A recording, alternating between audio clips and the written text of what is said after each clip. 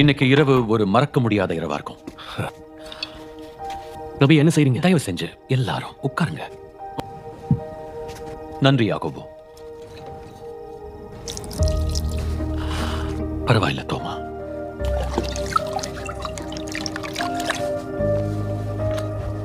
யூதாஸ், ரவி, நான் இது உன்னோட முறை.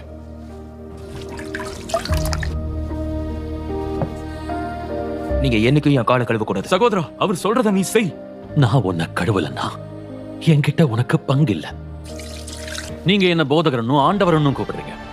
நீங்க சொல்றது சரிதான். ஆண்டவரும் போதகரும் ஆகிய நானே உங்க கால்களை கழுவினேன்னா அப்போ நீங்களும் ஒருத்தர் கால்களை கழுவணும். நீங்க என்னோட நற்செய்தியை சொல்ல உலகத்துக்குள்ள போகும்போது இப்படிதான் மற்றவர்களை வழி நடத்தணும்.